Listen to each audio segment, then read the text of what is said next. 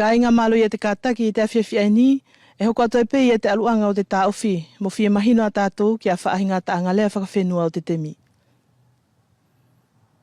Mikaele ko mahino atu pe ia te aluanga o te tau mai, ko te whi tāofi pe o whaahinga taanga lea whakawhenua mo ke mahino lelekia ia te taitupu o te temi nei.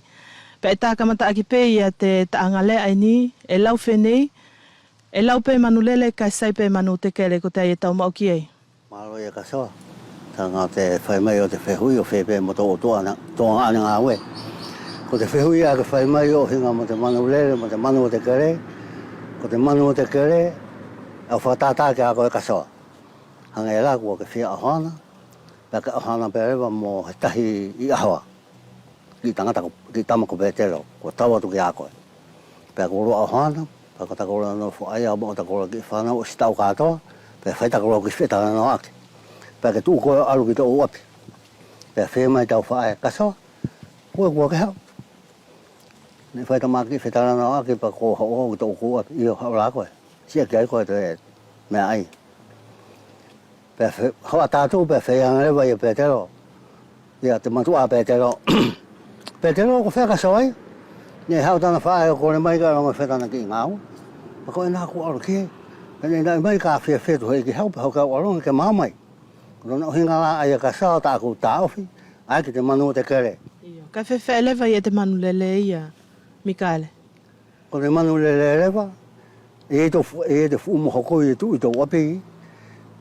Hau te fua manu lele no fua i o tongi tona ki fua. Ko ka whai ko ka mana koko i te ki tama mai ha fuasia. Te hinga te ki tamako rupen. Pea ka whehanga lewa ki tau whae. Whae. Ko e ko mana ko i te ki tanga ki tama ai mai ha fuasia ko rupen. Pea whea tu tau whae o iawe kasawa. Ko te mea ke alu i te ala. Mari te sio mai to ta whainga ta. Oho, ko au ia whea hana. Ki ei. Whai pera ke kasawa. Oho ana. Whai ta kura mauri, mau ta kura ki whanau o sitau katoa, whai ta kura whetara tau ake. Tu ia koe, alu ki tau api. Pea whea tu tau whae, ka sao koe koe hau koe. Ne whai ta maki i parara mo taku o hana, pakata koe hau. Koe koe ne au whana tu au ke baka i anga pe he tahi. I hawa ne he whimari e, ka ke alu koe ki hau fuasia mo rea kato nai kua ngā ana. Ho ha tātou, whehui rewa te maro a rupeni. Rupeni ko whea ka sao ai. Koe nai ko alu e ki tō nā api. He koe ne au ui atu au ke kumi pe he tahi hau fuasia nei, he koe ni te u whawhi nei hau fuasia nei. Ka ke tu koe alu ki ahua. Paka kuala. Paka au whoki a tamai. Au whia alu whoki au ki tō ku ohan. Tuku rewa te whi maari e, koe whai te umu. Oro ki te api o ka sawa, aku mi mai whuki seo na ahoana. Ke hau whuki ke nāno no tōna hinga la ia ka sawa. O tā aku mau ki te kupu ae. Lau pe manu rere, ka sai pe manu o te kere. Tōna ai ngata ka sawa, whea pe musi u tō hane ngā we.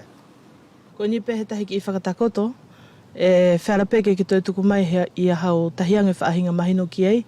E ui whenei whoki, e tangi e te pipi i te whunga mo unga, pa mori tali lewa ia he tau, ko te atau ta ofi ki ei. Ko ni ta aku ia mau ki ei.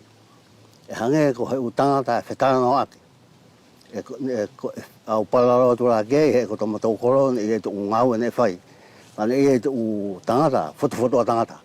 Tau ni mango furu. Ne whetara no ake. Pea mafuta ki arunga o ko te fuhu. Pea whai atu peo na puke e mor whera. Pea whera wei. Tau aki ta tau. Ko te iku anga rai au te kupu i paralau ae. E tangi mai te pipi te funga mo unga pea tali heta hi pipi. E hange pela ko te kupu whaka ani kua whea pea ki. Kau i atu peo ke tuku. Pea o tau i mai e ke tau tuku. Ko tau na hinga rai a. Whera wei te utangata. Tau aki ta tau. Ko tau na uilewa ae.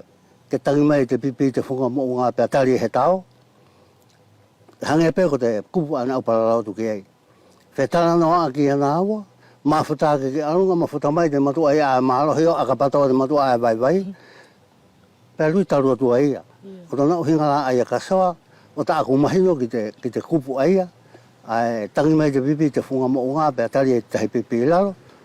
Ko te utanga ta tau ki ta tau. Ke nā whera wei. Ka ki tu ilwa ki te tau, ma whare ki te mato ai marohi. Whakawhita ki tau tā ofi mo tō ofa Mikaele Manukula o hinga pe msi u vavae mahino ma whakakaukau e niku ke vavae mai o hinga pe mo te uki i taanga lea whakawhenua. E au tuku atu ke whakaosi mai lewa i e te whelawei a ki pe i e hau lea tuku muri ki te taitupu ke muri mai. Ia maro ia ka so, kong ane ke whakarapelawe mai ki ai mo tuku mai he tuku muri ki te angata tā pararau. E mole haku tuku muri ki te angao te pararau. Ko tāku pe whakawhetai mo whakamaro atu ke a koe o whepe mo tō toa ne ngā we.